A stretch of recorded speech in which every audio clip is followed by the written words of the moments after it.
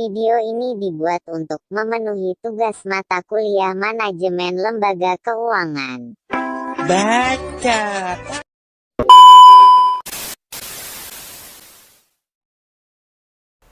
Assalamualaikum warahmatullahi wabarakatuh. Perkenalkan, nama saya Bagas Noverman dari Program Studi Perbankan Syariah UIN Raden Fatah Palembang. Pada kesempatan kali ini, saya akan mereview sedikit tentang manajemen aktiva dan pasiva.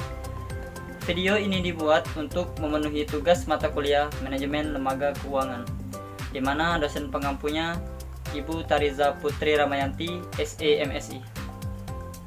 Baiklah, yang pertama yang akan saya bahas adalah apa yang dimaksud dengan manajemen aktiva dan pasiva. Jadi, apa yang dimaksud dengan manajemen aktiva adalah bagaimana bank mengelola dananya. Sedangkan yang dimaksud dengan manajemen pasiva adalah bagaimana bank mengelola sumber-sumber dananya. Menurut Barrett F. Binder, manajemen aktiva dan pasiva adalah proses implementasi perencanaan dan pengendalian untuk pencocokan campuran dan jatuh tempo aset dan kewajiban dengan memaksimalkan margin bunga bersih secara berkelanjutan. Menurut Raplus-Rax, manajemen aktiva dan pasiva adalah suatu proses perencanaan dan pengawasan operasi perbankan secara terpadu yang dilakukan secara terkoordinasi dan konsekuen dengan selalu memperhatikan perkembangan. Menurut Slamet Riyadi, manajemen aktiva dan pasiva adalah suatu proses planning, organizing, actuating, dan controlling untuk mendapatkan penetapan kebijakan di bidang ekuitas, funding, dan aset yang mana satu sama lainnya saling terkait dalam mencapai laba yang optimal dengan tingkat risiko yang telah diperhitungkan.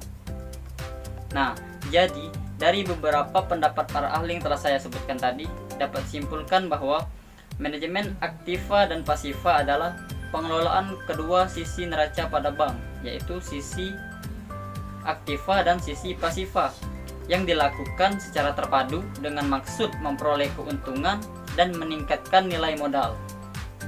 Selanjutnya yang akan saya bahas adalah apa saja yang menjadi tujuan manajemen aktiva dan pasiva.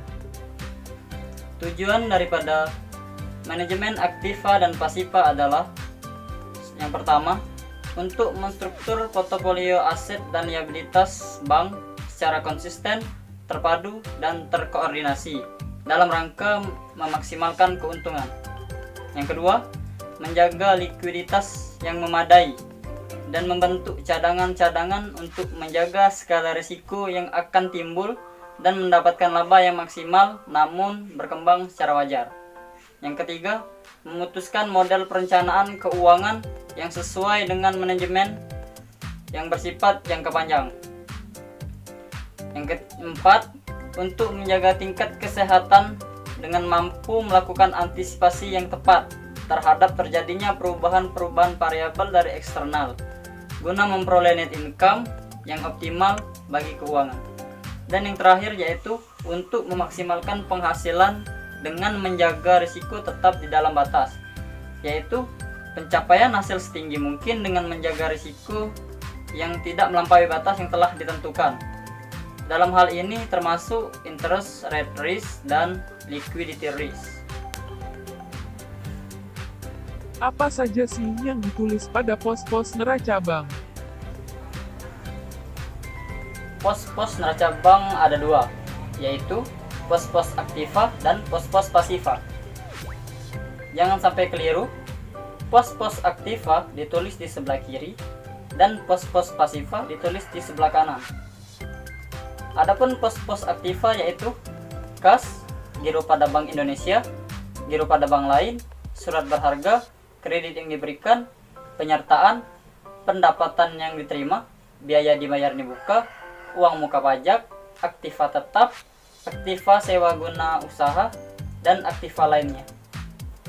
Adapun pos-pos pasiva yaitu giro, tabungan, deposito berjangka, sertifikat deposito, surat berharga yang diterbitkan, pinjaman yang diterima, kewajiban sewa guna usaha, beban yang masih harus dibayar, taksiran hutang pajak, kewajiban lain-lain, pinjaman subordinasi, modal pinjaman, hak minoritas, dan ekuitas.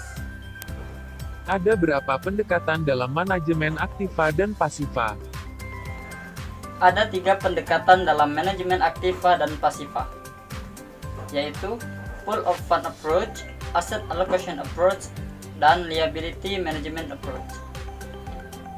Pool of fund approach adalah pengelolaan dana bank dengan tidak membedakan jenis dan sifat, jangka waktu, serta biaya masing-masing sumber dana untuk selanjutnya dialokasikan berdasarkan prioritas dan strategi penggunaan dana bank. Yang kedua, asset allocation approach adalah pengelolaan dana yang memperhatikan dana secara individu berdasarkan sifat dan karakteristiknya. Sumber dana yang tingkat perputarannya tinggi diprioritaskan dalam cadangan primer dan sekunder, sedangkan sumber dana yang tingkat perputarannya relatif rendah dialokasikan untuk pemberian kredit dan aktiva jangka panjang lainnya. Dan yang terakhir yaitu liability management approach, yang merupakan pengelolaan dana bank yang memperhatikan sumber dana non-konvensional melalui penerbitan dan penjualan sertifikat deposito, sekaligus menciptakan pasar sekunder. Di samping sumber dana konvensional, alokasi dilakukan dengan berupaya menyeimbangkan antara sisi aktiva, yaitu alokasi dana, dan sisi pasiva, sumber dana. Baiklah teman-teman, mungkin hanya itu yang bisa saya sampaikan. Di sini saya masih belajar. Manakala teman-teman menemukan kekeliruan dalam penyampaian saya, silahkan disampaikan di kolom komentar. Terima kasih. Wassalamualaikum warahmatullahi wabarakatuh.